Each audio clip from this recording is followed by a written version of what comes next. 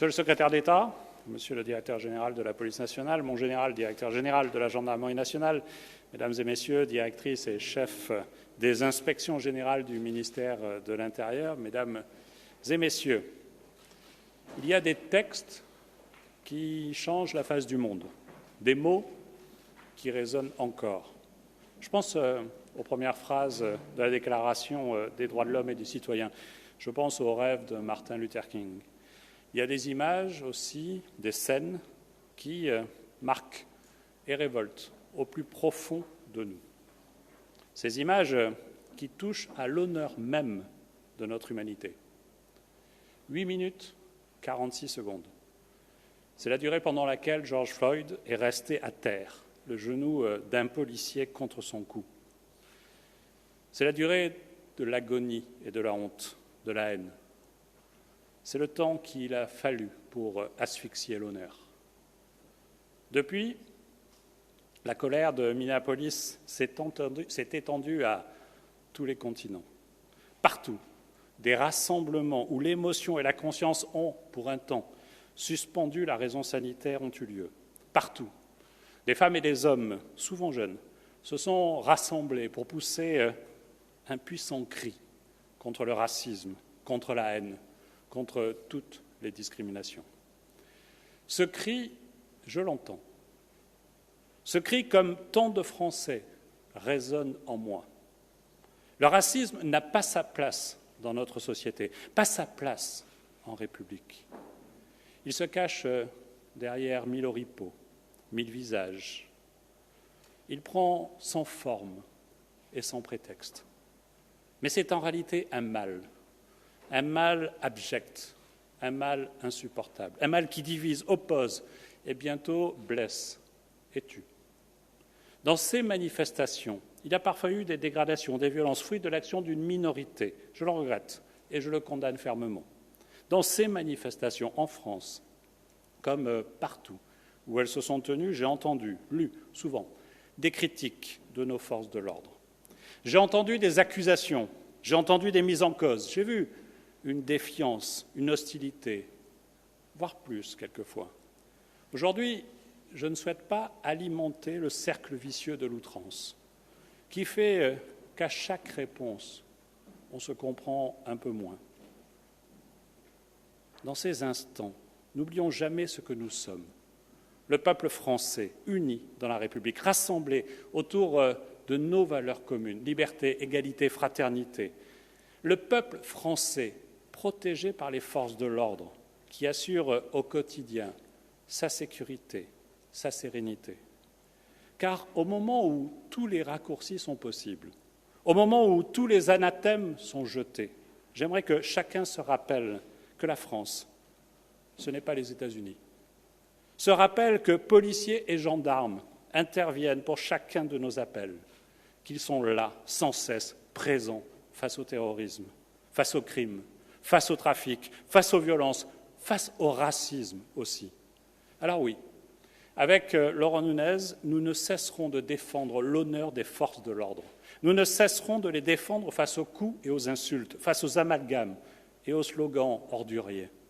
Non, je n'accepterai jamais les accusations permanentes d'une partie bien minoritaire mais hurlante de la population. Non, crier « suicidez-vous » où tout le monde déteste la police, ce ne sont pas des appels au calme, au respect, à la concorde nationale. Policiers et gendarmes sont les gardiens de notre République. Ils sont les garants de notre sécurité du quotidien. Il n'y a pas d'institution raciste ou de violence ciblée. Il n'y a qu'une police républicaine au reflet de la société. Car oui, notre police et notre gendarmerie sont à l'image de la France, ni plus, ni moins. Plus que dans de nombreuses administrations, on trouve en son sein toutes les origines, tous les parcours, toutes les opinions, toutes les lois, toutes les foi. On y trouve aussi, hélas, certains des mots qui nous rongent, le racisme, l'antisémitisme, l'homophobie. Ces mots-là ne sont pas une opinion, ils sont un délit. Cela vaut pour tous, mais parce qu'ils sont les gardiens de notre République, j'ai pour nos forces de l'ordre une exigence particulière et une intransigeance plus forte encore. Alors, je le dis avec fermeté, encore une fois, le racisme n'a pas sa place dans notre société et encore moins dans notre police républicaine.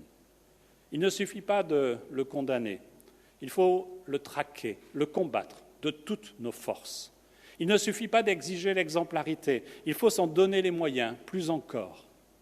Il y a quelques mois, le président de la République m'a demandé d'engager des réflexions et des changements concernant la déontologie et le devoir d'exemplarité. Comportement, interpellation, méthode, tous les domaines ont pu être examinés et nous sommes en mesure de prendre des décisions fortes dans la lignée de ce que nous mettons en place depuis le début du mandat. Des décisions fortes, car je ne laisserai pas les agissements odieux de certains jeter l'opprobre sur toute une institution. Porter l'uniforme de policier ou de gendarme, c'est un honneur et chacun doit s'en montrer digne. Ces dernières semaines, trop ont failli dans leur devoir républicain. Des propos racistes ont été proférés, des discriminations révélées. C'est inacceptable. Alors nous avons agi en conséquence, systématiquement, sans tarder. À Rouen, 6 policiers rivalisaient de remarques racistes sur un de leurs collègues. Dès que nous avons eu connaissance des faits, en janvier, une procédure disciplinaire a été engagée, une enquête pénale lancée. Les choses avancent et les auteurs seront bientôt entendus en conseil de discipline. À l'île Saint-Denis, les policiers qui avaient tenu des propos odieux ont été suspendus immédiatement. Enfin, vendredi, j'ai décidé de signaler au procureur de la République les propos racistes et sexistes infects tenus dans un groupe Facebook au sein duquel il y aurait des policiers et des gendarmes. Cela continuera. Je veux une tolérance zéro contre le racisme dans notre République. Je veux que chacun sache que quand on porte l'uniforme bleu de la loi, on ne se situe jamais au-dessus d'elle. On se doit, au contraire, plus encore que d'autres, d'être exemplaire. Alors, je veux une tolérance zéro contre le racisme chez les forces de l'ordre. Nous avons beaucoup agi en ce sens ces derniers temps. Nous nous sommes engagés dès le début du mandat et nous avons permis que chaque policier, chaque gendarme, sans exception, reçoive une formation à la lutte contre le racisme, l'antisémitisme et les discriminations au cours de ces années d'école. Nous avons renforcé notre arsenal pénal contre la haine, notamment contre les propos tenus sur Internet. Nous avons renforcé notre réponse à toutes les atteintes racistes et antisémites en expérimentant des réseaux d'enquêteurs spécialisés et en installant des référents dans chaque brigade, dans chaque commissariat. Est-ce assez ? Ma réponse est claire, jamais. Nous n'en ferons jamais assez contre la haine. C'est pourquoi j'ai adressé vendredi aux directeurs généraux de la police nationale, de la gendarmerie nationale, de la sécurité intérieure et aux préfets de police une instruction qui ne souffre d'aucune ambiguïté. Aucun accroc à la déontologie ne peut être toléré. Aucun raciste ne peut porter dignement l'uniforme de policier ou de gendarme. Aussi, j'ai demandé à ce qu'une suspension soit systématiquement envisagée pour chaque soupçon avéré d'actes ou de propos racistes. Je veux également que les procédures disciplinaires soient toujours engagées en parallèle des procédures pénales. Je sais aussi, dans l'action de nos forces de l'ordre, combien les contrôles d'identité menés par nos forces sont parfois perçus comme ciblés. Un contrôle, c'est la vérification d'une identité afin de prévenir une atteinte à l'ordre public ou dans le cadre d'une recherche ou de la poursuite d'une infraction. Ce n'est pas une note de gueule.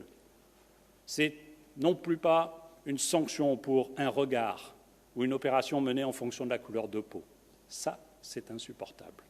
J'ai donc décidé d'adresser une instruction à tous les services de police et de gendarmerie afin de rappeler le cadre des contrôles d'identité et de veiller à ce qu'il ne soit jamais le paravent des discriminations.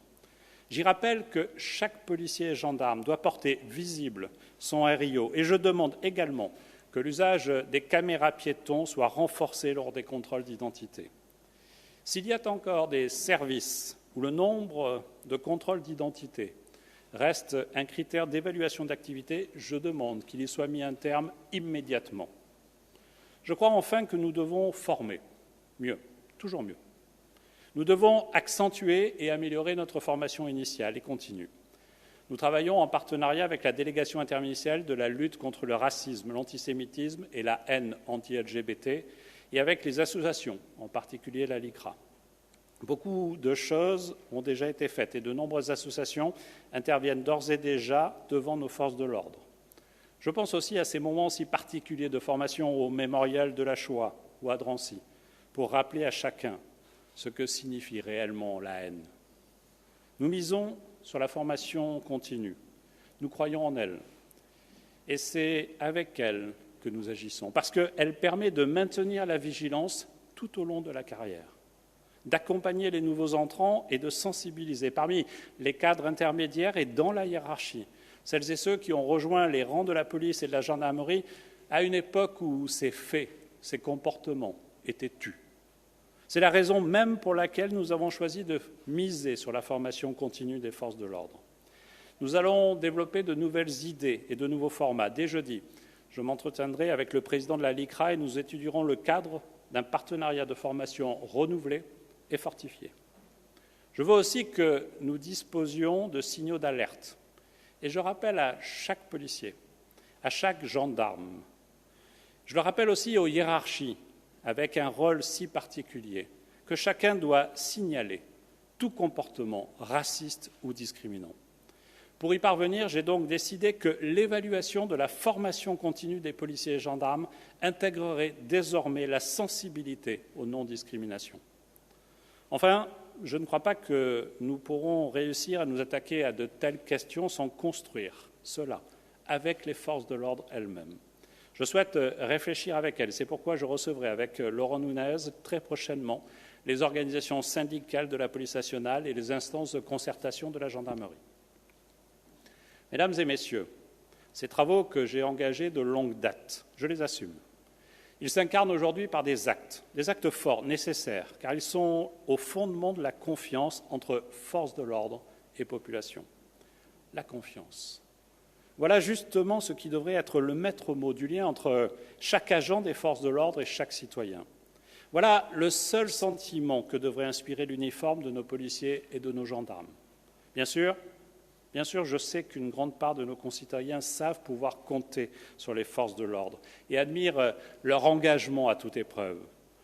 Récemment, les chercheurs de l'Université Savoie-Mont-Blanc ont interrogé plus de 48 000 personnes de tous âges et de tous horizons ayant eu un rapport avec la police et la gendarmerie.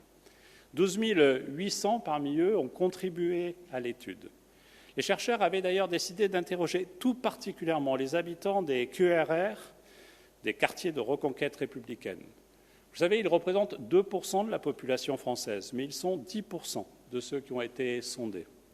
Au total, les résultats sont clairs. 85% des personnes interrogées ont une image positive des forces de l'ordre et 80% estiment que les policiers et gendarmes ont un comportement professionnel lors de leurs interventions.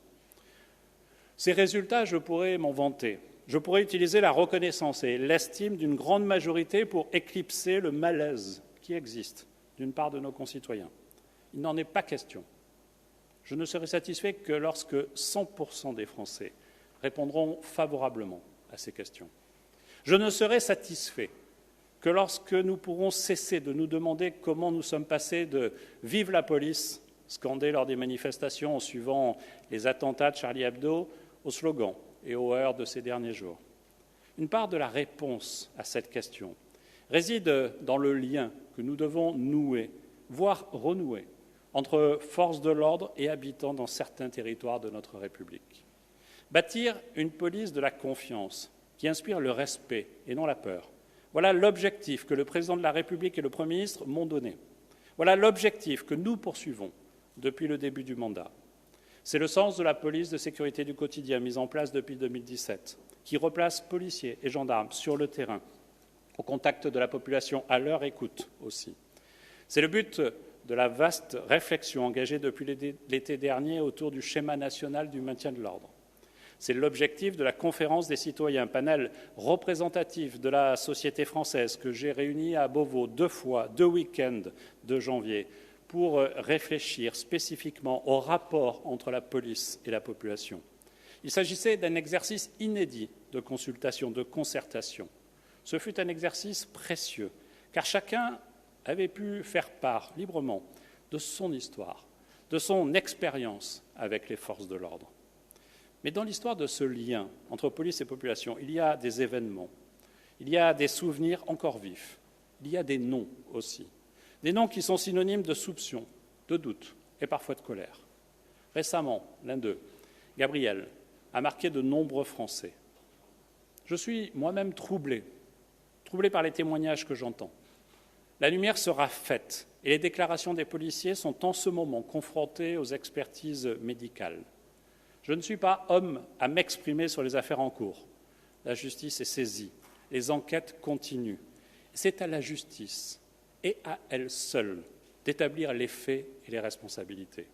Car je crois en la justice des tribunaux, en la justice des lois, pas en celle de Twitter ou des commentaires instantanés.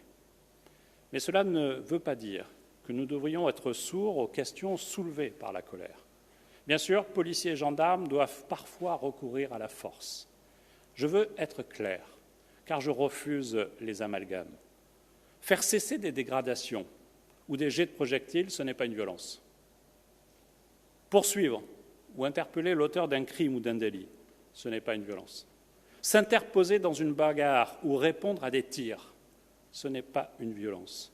C'est la mission des policiers et des gendarmes, celle de protéger les Français. Et parfois, cela ne peut se faire avec la simple force des mots. Mais ce qui différencie le recours légitime à la force de la violence hors de tout cadre, c'est le respect des règles claires, c'est l'exemplarité, c'est la déontologie. Après le décès de Cédric Chouviat, lors de son interpellation, j'avais rencontré sa famille et je leur avais annoncé la création d'une mission conjointe entre police et gendarmerie pour passer en revue nos méthodes d'interpellation et leurs risques, pour qu'un tel drame ne puisse plus survenir. La police française, ce n'est pas la police américaine, mais des questions légitimes se posaient. Après plusieurs mois de travail, la mission a pu me rendre ses conclusions et j'ai décidé de prendre des mesures, car personne ne doit risquer sa vie lors d'une interpellation. La méthode de la prise par le cou, dite de l'étranglement, sera abandonnée et ne sera plus enseignée dans les écoles de police et de gendarmerie. C'est une méthode qui comportait des dangers.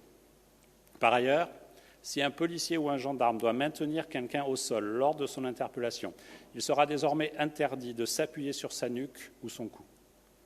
À l'issue de cette mission, j'ai également demandé à ce que police et gendarmerie unifient leur enseignement et leurs méthodes d'interpellation. Il existait encore quelques différences, elles n'ont plus lieu d'être. Enfin, j'ai souhaité qu'un effort particulier soit mené concernant la formation continue des policiers et des gendarmes sur le terrain. Les gestes techniques ne doivent pas s'oublier. Policiers et gendarmes devront désormais obligatoirement suivre une formation annuelle, sans quoi ils ne pourront plus intervenir sur la voie publique. Ce sont des engagements forts. Ils minimisent les risques considérablement, tout en permettant aux policiers et gendarmes d'accomplir leur mission.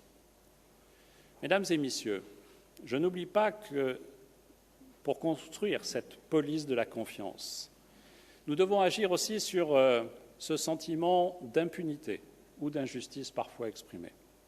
Je veux d'abord mettre un terme aux idées reçues et souvent véhiculées, selon laquelle les forces de l'ordre ne seraient jamais sanctionnées pour certains de leurs agissements et que l'IGPN agirait comme une grande blanchisseuse.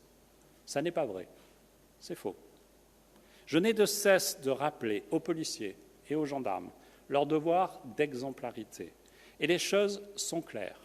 Chaque soupçon doit mener à une enquête et chaque faute doit mener à une sanction. Les rapports de l'IGPN et de l'IGGN ont été publiés aujourd'hui même. Ils mettent en avant le travail des enquêteurs et leur réactivité. Ils soulignent l'importance des formations dispensées par les inspections. Ils rappellent également quelques chiffres qui coupent court aux accusations. Rien qu'en 2019, la police a prononcé 1678 sanctions à l'égard des policiers. Concernant les gendarmes, ce sont plus de 2000 sanctions qui ont été prononcées l'année dernière. Non, il n'y a pas d'impunité.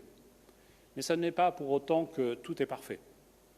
J'ai décidé de demander au déontologue du ministère de l'Intérieur, Christian Vigourou, conseiller d'État, ancien directeur de cabinet de la garde des Sceaux, Christiane Taubira, de présider une mission sur les actes et propos racistes et discriminants au sein de la police. Elle fera le point sur les cas recensés ces 3 dernières années, sur leur traitement et sur la transparence vis-à-vis du public. La mission pourra suivre le déroulement de chaque enquête sur des faits de racisme et de discrimination et faire des propositions sur nos méthodes. Il n'est pas question que cette enquête, d'ailleurs, se résume à une conversation interne au sein du ministère de l'Intérieur. Je souhaite donc qu'elle soit ouverte à des personnalités de la société civile. En parallèle, j'ai décidé de lancer une réforme en profondeur des inspections du ministère de l'Intérieur. Il y a aujourd'hui plusieurs inspections.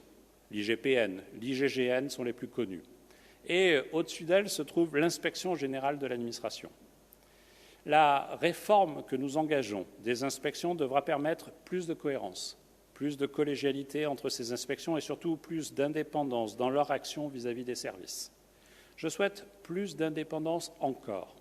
Cette réforme permettra à l'Inspection générale de l'administration de piloter les enquêtes administratives les plus difficiles et les plus complexes concernant les forces de police et de gendarmerie. Je veux dire aussi que je crois que la confiance se construit dans les deux sens. Nous ne pouvons ignorer les insultes et les coups dont sont victimes aussi policiers et gendarmes. Nous devons les aider, les accompagner. J'ai ainsi demandé au directeur général de la police nationale et au directeur général de la gendarmerie nationale de rencontrer les organisations syndicales pour l'un et le Conseil supérieur de la fonction militaire pour l'autre, pour faire des propositions s'agissant de leur protection juridique chaque fois que ce sera nécessaire. Enfin, et c'est le dernier point que je voulais évoquer devant vous, pour bâtir la police de la confiance, nous avons besoin de chacun de nos concitoyens. Dans quelques semaines, je serai en mesure, avec Laurent Nunez, de faire état des grandes évolutions à venir de notre sécurité.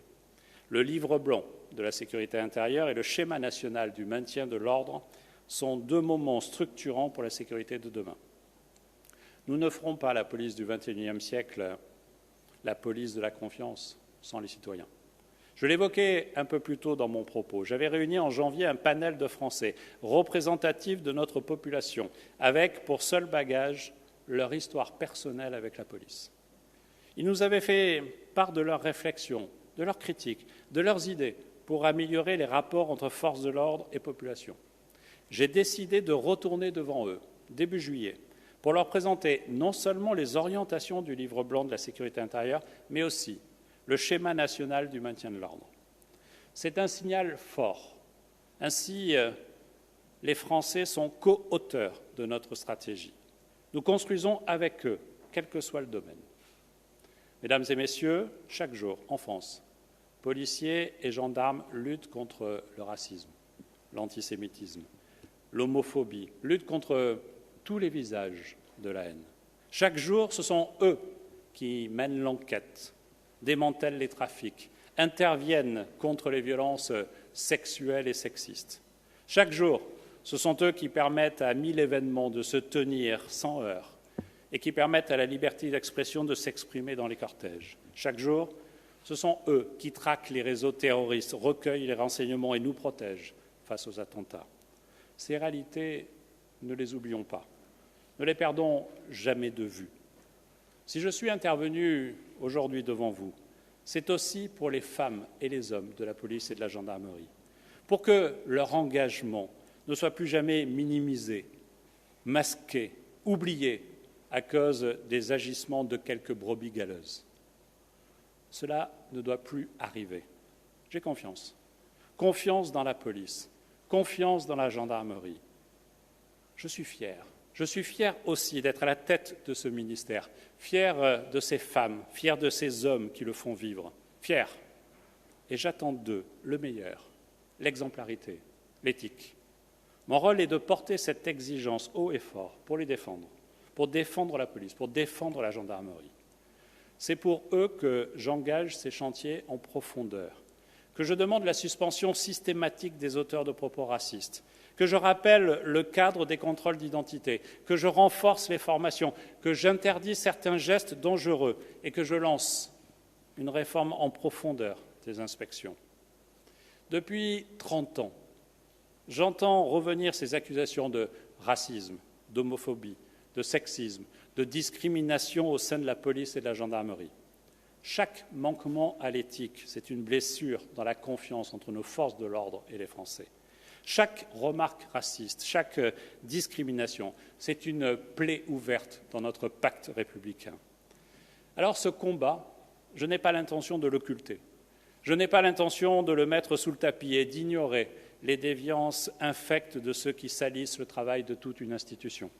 Ce combat, je m'y engage totalement, je m'y engage de front, je m'y engage parce que la lutte contre les discriminations est le cœur de mon engagement politique.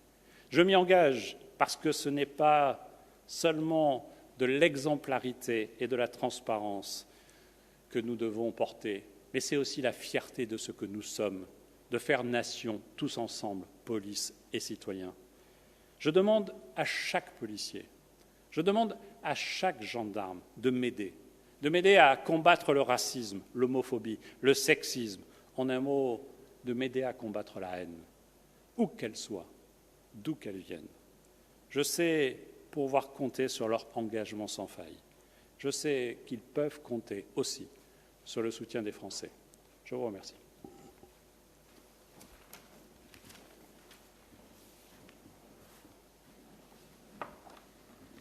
Bonjour. Noémie Schulz, CNews. Vous avez parlé de l'interdiction de certaines pratiques d'interpellation. Vous n'avez pas parlé du plaquage ventral, qui est pourtant celle qui est mise en cause dans certaines affaires, notamment l'affaire Cédric Chouviat. Pour quelle raison ? En fait, le plaquage ventral n'est pas une technique qui existe en soi. C'est une évocation très régulière, mais celle qui peut causer des dommages graves, selon l'étude qui est arrivée, celle qui consiste à étrangler une personne. Pour menotter une personne quand elle est interpellée, la meilleure façon est de le positionner au sol avec les mains dans le dos et de mettre les menottes. C'est une technique qui est apprise, qui ne s'appelle pas le plaquage ventral. Et donc nous retirons dans la technique ce qui pourrait prêter à risque. Bonjour, Azdina Metchaouch pour Quotidien. Question sur l'IGPN, institution souvent régulièrement critiquée pour une raison simple, ce sont des fonctionnaires de police qui enquêtent sur leurs propres collègues. Ne faudrait-il pas réformer totalement cette institution, en clair, entre guillemets, comment mieux fliquer les mauvais flics ? Plutôt que d'imaginer que des gens qui ne sont pas formés à faire des enquêtes de policiers, qui sont les policiers, fassent des enquêtes de policiers, j'ai fait le choix justement de réorganiser l'ensemble et d'avoir la possibilité, dans certaines affaires, qu'elles soient évoquées par le chef de l'inspection générale de l'administration ou le ministre de l'Intérieur. L'inspection générale de l'administration, dont je souhaite aussi qu'elle soit plus représentative de la société dans les nominations à venir, qui permettent justement d'apporter de ce regard. Mais je rappelle que les enquêtes dont vous faites état ne sont pas pilotées, décidées, confiées par des policiers sur des policiers. Elles sont placées sous l'autorité de la justice, d'un procureur, qui utilise des gens qui sont spécialisés pour faire des enquêtes, pour faire ces enquêtes. Enfin, j'entends les critiques. Mais ce que je sais, c'est que dans nos maisons, que ce soit la police ou que ce soit la gendarmerie, l'IGPN ou l'IGGN sont particulièrement craintes.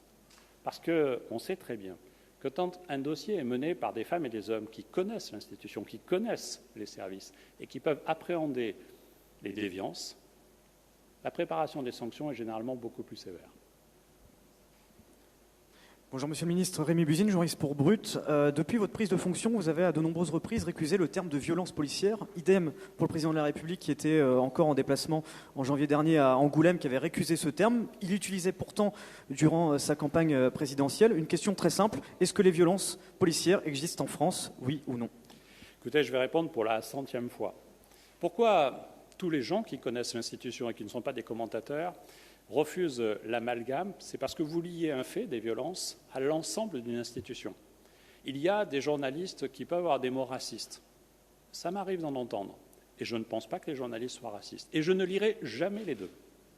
Et donc, il y a des violences inacceptables, qui doivent faire l'objet d'une enquête, et si les faits sont avérés, de sanctions, allant même jusqu'à la révocation. Et nous en faisons. Mais par contre, je refuse l'amalgame global qui consiste à penser qu'une profession entière, celle de policier, celle de gendarme, porterait l'infamie de ces violences illégitimes. Bonjour, Sophie Nemaïa, France Télé. J'ai 2 questions. Sur le Rio, il y a des associations qui dénoncent le fait que certains policiers ne portent pas leur numéro Rio. Comment vous voulez faire en sorte que tous les policiers le portent? Comment le faire appliquer?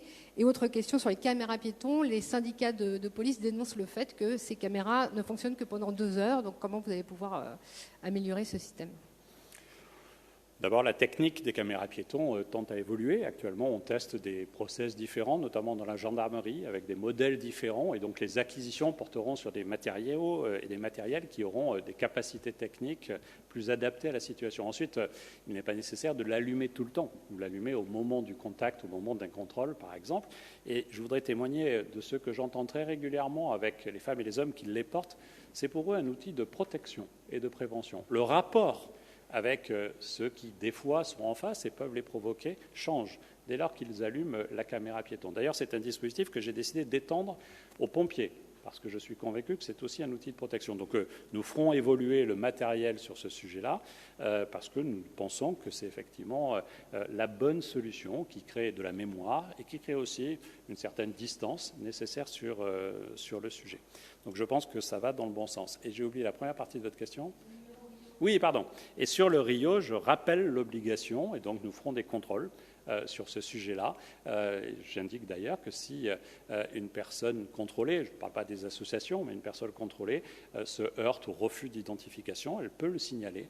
Les plateformes de l'IGPN, de l'IGN servent aussi à cela. Donc je le rappelle fermement, et je le ferai par instruction dans les jours qui viennent, le port du numéro Rio est obligatoire et nous le contrôlerons. Bonjour Monsieur le Ministre, Boris Karlamov pour l'agence A2PRL. Pour lutter contre les contrôles au faciès, Jacques Toubon, le défenseur des droits, préconise une nouvelle fois encore un contrôle, une traçabilité des contrôles d'identité. Est-ce que c'est une piste de travail qui vous intéresse aujourd'hui ? D'abord, nous étudierons avec attention le rapport du défenseur des droits, qui ne nous a pas été communiqué pour l'instant, mais j'ai vu que la presse avait pu en prendre connaissance. Et je suis prêt à retenir beaucoup des préconisations qui sont faites, et nos échanges réguliers avec le défenseur des droits, que je salue, vu qu'il cesse ses fonctions dans quelques mois, quelques semaines même, a toujours permis d'avancer sur ces sujets. Mais au moment où il y a eu cette discussion sur la traçabilité, j'ai le souvenir des réserves évoquées par la CNIL. Parce que toute la difficulté de la traçabilité, c'est-à-dire que vous faites un fichier. Vous faites un fichier de toutes les personnes contrôlées, de l'endroit où vous les avez contrôlées. Ça a appelé quelques réserves. Et donc il faut évidemment prendre cela en compte. Toutes les personnes, à l'inverse, qui s'estiment victimes de discrimination peuvent signaler ces faits. Je souhaite que ce soit fait, mais surtout, j'ai pris un certain nombre de mesures que je viens d'annoncer, que le défenseur des droits n'avait pas forcément en tête, mais qui correspondent aussi aux échanges de qualité que j'ai pu avoir à certains moments avec lui.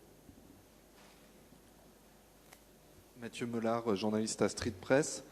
Sur la question des violences policières, mais aussi du racisme dans la police, vous parlez de quelques brebis galeuses. Est-ce que pour renouer la confiance entre certains citoyens qui n'ont plus confiance dans les forces de l'ordre, et je pense aux gens qui manifestaient il y a quelques jours, et les policiers, il ne faut pas nommer les choses? Et est-ce qu'il n'y a pas aujourd'hui un véritable problème de racisme dans la police, comme le montrent ces groupes Facebook qui réunissent des milliers de fonctionnaires et pas quelques cas isolés?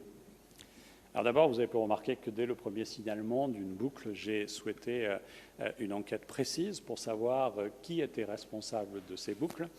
Sont-ils policiers? Sont-ils gendarmes? Je n'en sais rien. Et d'ailleurs, je crois que vous non plus.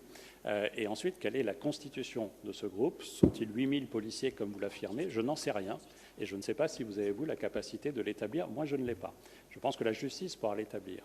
Et à l'intérieur de ces boucles, ce que j'ai vu, notamment de ce que vous avez publié, et je vous remercie de l'avoir publié parce que vous avez attiré notre attention pour saisir la justice, et donc c'est particulièrement utile. À l'intérieur de ces boucles, j'ai vu des propos qui sont totalement scandaleux. Je n'ai pas eu 8000 personnes contribuer à ces propos, notamment dans l'article de presse que j'ai lu. Mais ces propos-là sont scandaleux et leurs auteurs doivent être sanctionnés. Mais je fais confiance à la justice pour sanctionner cela. Après, je vais vous dire les choses clairement. Je refuse de dire que l'institution est raciste. Mais oui, il y a des policiers racistes. Jean-Michel Descugis, du Parisien. J'ai 2 questions. La première, c'est pourquoi ne pas généraliser le port de la caméra, comme ça a pu être fait à Londres, par exemple, sur les policiers. Et la deuxième, c'est pendant toute la gestion de la crise des Gilets jaunes, aucun policier n'a été révoqué. Est-ce que vous allez changer de stratégie? Alors d'abord, pour révoquer des policiers, non, mais pour évoquer des policiers, il faut l'aboutissement d'enquêtes. Ces enquêtes sont en cours. Vous avez pu noter que 2 policiers avaient fait l'objet d'un procès en correctionnel et ils ont fait l'objet de peines. Je n'ai pas à me prononcer sur le quantum de ces peines. Vous avez pu voir il y a quelques semaines une opération illégale conduite par plusieurs CRS à Marseille qui, après un contrôle d'identité sur un migrant, ont pris ce migrant en charge, l'ont emporté de force, ce n'était pas son souhait, à l'extérieur d'une autre commune des Bouches-du-Rhône, ont cassé son téléphone et ont fait un faux rapport. L'un d'eux a eu 40 mois d'emprisonnement ferme, c'est la condamnation à laquelle ils feront l'objet. Et donc évidemment, ce policier n'est plus en fonction et les procédures parallèles de révocation seront mises en œuvre. Et nous le ferons de façon systématique. Sur la première partie de votre question, vous avez dit par exemple le Royaume-Uni. Vous avez raison de dire par exemple parce qu'en gros en Europe, il n'y a que le Royaume-Uni. Et puis il y a les États-Unis aussi. Je ne suis pas sûr que vous n'ayez pas cité les États-Unis par hasard. Peut-être pensez-vous que ça n'est pas le modèle de référence au moment présent. Et pourtant, ils ont les caméras piétons. Ce qui veut dire que la comparaison internationale n'est pas toujours la bonne. Mais je suis favorable, Laurent Nunez et moi, nous sommes favorables à l'extension significative. Et donc, je ne vais pas dire demain pour tous, parce que je ne suis pas techniquement en mesure de le garantir, mais l'extension significative pour que tout agent qui est dans la rue et qui peut faire du contrôle puisse en être équipé. Bonjour Monsieur le Ministre, Stéphane Père, France Info. Si vous abandonnez la clé d'étranglement avec l'appui sur la nuque, le cou, les points de compression sur la nuque et le cou, est-ce que vous établissez de fait un lien de causalité entre la mort des individus par le passé qui sont décédés dans le cas d'interpellation avec ces techniques d'intervention? Les seuls liens que j'établis dans une affaire qui fait l'objet d'une instruction judiciaire ou d'une décision judiciaire, c'est de répéter ce que les magistrats disent. Ça n'est pas d'interpréter tel ou tel élément, tel ou tel commentaire ou tel article. Donc je ne fais aucun lien. Je fais confiance dans la justice pour établir ces liens de façon systématique. Par contre, l'étude technique qu'ont menée le DGPN, le DGGN et leurs services ont montré qu'on avait un risque sur ce sujet-là. Et donc, vous savez, l'interpellation est toujours en soi avec une part de risque. Le mot « arrêtez-vous » ne suffit pas, hélas, bien souvent. Et donc, à partir de là, il faut diminuer au maximum ces risques tout en gardant l'efficacité des moyens d'intervention pour la police ou pour la gendarmerie. Et donc, ils m'ont fait des préconisations techniques qui permettent d'éviter ce risque-là, d'opter pour d'autres méthodes qui sont déjà utilisées et qui permettent d'interpeller, parce que c'est essentiel. Et donc, j'ai suivi leurs recommandations.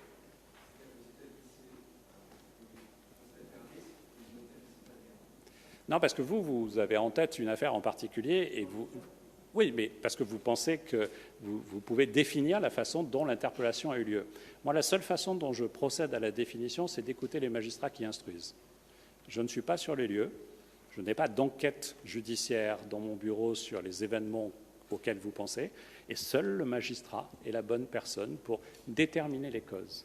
Ça n'est pas ni votre commentaire ni le mien, c'est ça que je veux dire. Et je ne mets pas en cause votre commentaire, mais je me garde du mien.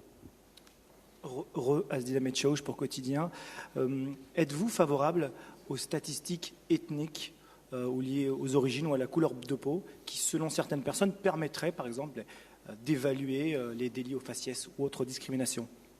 Vous avez raison, elle permettrait d'évaluer certains abus, mais elle pourrait en générer beaucoup d'autres.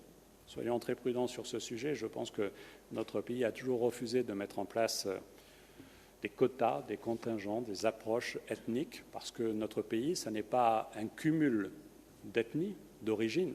Notre pays, c'est la France, dans sa diversité. Bonjour Monsieur le Ministre, Alexandra Gonzalez, BFM TV. Vous avez indiqué qu'une suspension systématique doit être envisagée en cas de soupçon de racisme. Pourquoi ne demandez-vous pas la même chose en cas de soupçon de violence, par exemple lorsqu'une personne décède lors d'une interpellation et qu'une enquête judiciaire est ouverte ? Je le fais de façon systématique dès que j'ai un élément qui permet de cela. Vous avez remarqué que dans mon propos, j'ai parlé de racisme avéré. Parce qu'évidemment, il faut un élément de preuve. Donc si on a un échange, une communication, ça a été le cas sur Rouen, on a les éléments qui permettent de cela. Dans d'autres affaires, je n'ai pas besoin d'attendre la fin de la procédure judiciaire. Dans les rapports qui existent entre nos institutions, un procureur de la République peut parfaitement m'informer que, alors qu'il n'a pas clos sa partie de travail, il y a des éléments qui permettent de penser qu'il y a une faute lourde. Si c'est le cas, je suis favorable à suspendre immédiatement. Mais il me faut des éléments. Et par exemple, dans la mort de Cédric Chouviat, est-ce que vous avez des éléments qui vont dans ce sens, puisqu'il n'y a pas eu de suspension pour l'instant? Le procureur, avec lequel j'ai eu un échange au début de cette procédure, pour lui dire, vous m'indiquez s'il y a le moindre élément, le procureur ne m'a pas, au moment présent, communiqué d'éléments qui mettent en cause spécifiquement les agents. Ça ne veut pas dire qu'il n'y a pas eu de faute. Je veux que les choses soient claires.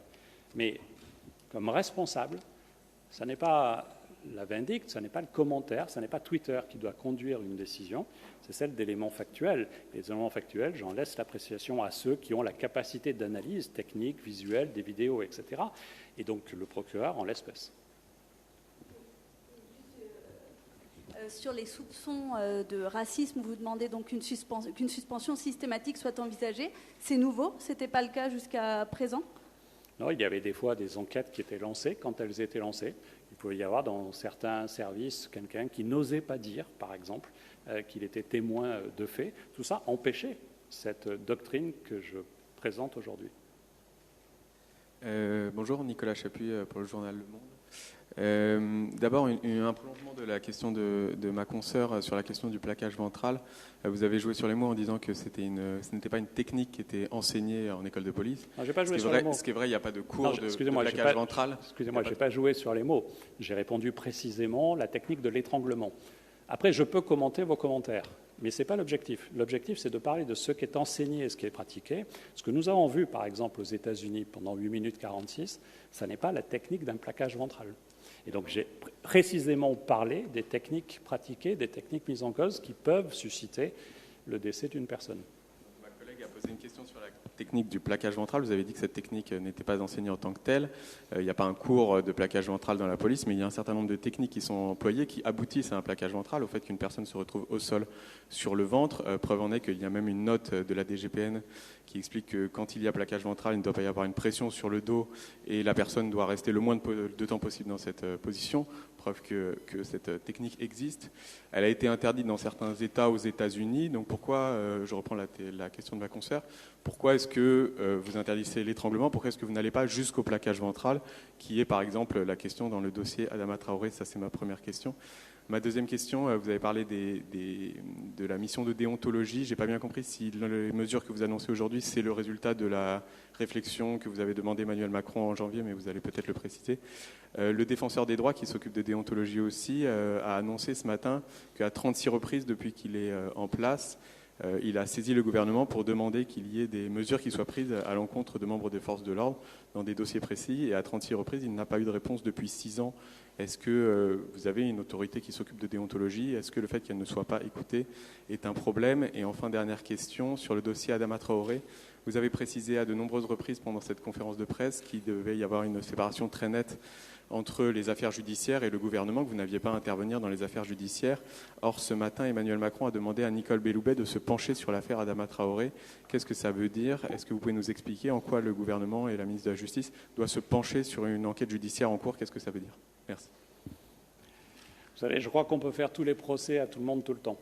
Quand j'ai reçu la famille de Cédric Chouviat, nous étions déjà en phase judiciaire. Je les ai reçus avec toute la difficulté pour elle, la famille, de venir ici. Et à ce moment-là, je n'ai pas le souvenir que vous m'ayez reproché cela. Aujourd'hui, il y a une émotion. Et le président de la République a sollicité de la garde des Sceaux, le Premier ministre aussi, nous en avions parlé hier après-midi aussi avec Nicole Belloubet, pour indiquer ce dont elle dispose comme information. Et vous savez que la garde des Sceaux ne pilote pas l'enquête. Et donc, notre volonté, c'est celle de la transparence totale. Au moment où je vous parle, il y a quelques minutes, le procureur de la République a fait un communiqué de presse qui a donné un certain nombre d'éléments. Je pense que face aux emballements, aux commentaires, aux certitudes assumées, affirmées, seul compte la vérité et la transparence. Donc il nous faut faire plus de transparence encore. C'est une invitation à cela que le président nous a enjoint sur l'ensemble de ces sujets, y compris sur la déontologie. Et donc c'est, pour répondre à votre deuxième question, la mission que je vais confier et que j'ai annoncée à M. Vigouroux. C'est celle de travailler sur la façon dont, justement, quand il y a des enquêtes sur le sujet dont on parle, elles puissent aussi être le plus transparentes possible. C'est un défaut qu'on peut avoir dans cette institution. de produire des sanctions et de ne pas communiquer, souvent parce que c'est des questions personnelles aussi. Je n'ai pas en tête qu'un grand journal qui licencierait un collaborateur communique sur le collaborateur. Il faut trouver ce point de limite. Mais moi, je suis pour plus de transparence et ça fait partie des missions que je veux confier à Christian Vigourou.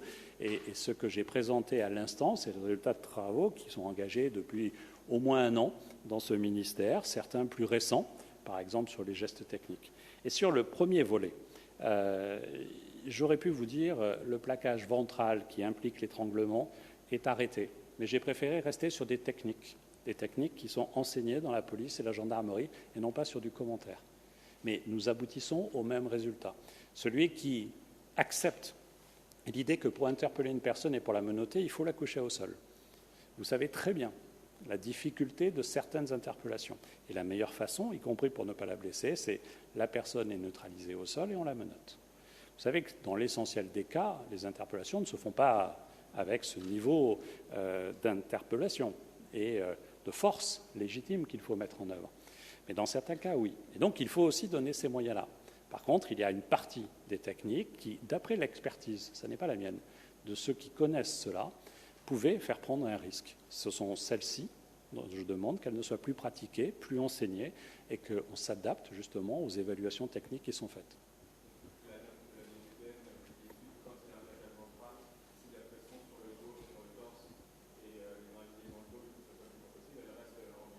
Ah, mais le principe de quand vous interpellez une personne au sol et qu'elle doit rester le moins longtemps possible reste évidemment en vigueur.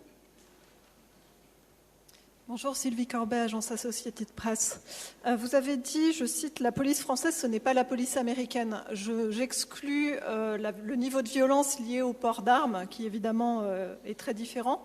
Mais pour le reste, est-ce que vous ne voyez pas quand même certaines similarités dans les types de discrimination qui sont dénoncés aux États-Unis ? Non, vous...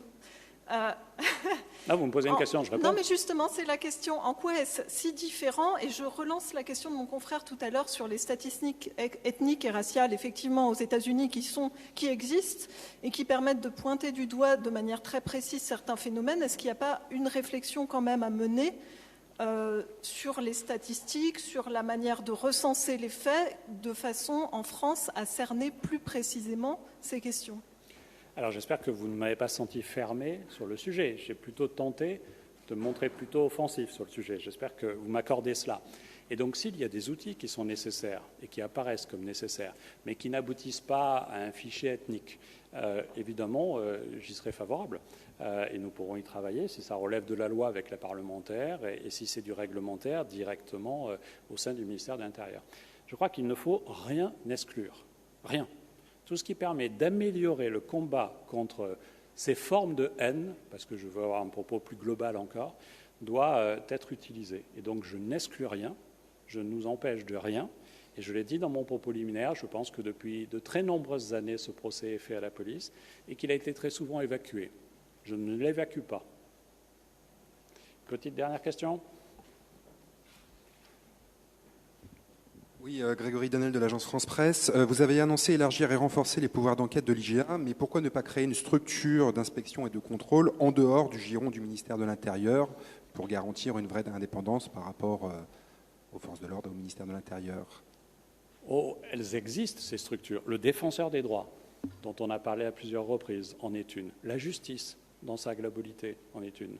Pour ce qui relève de nos activités réglementaires, le Conseil d'État. Pour ce qui pourrait relever de textes de loi que nous pourrions porter, le Conseil constitutionnel.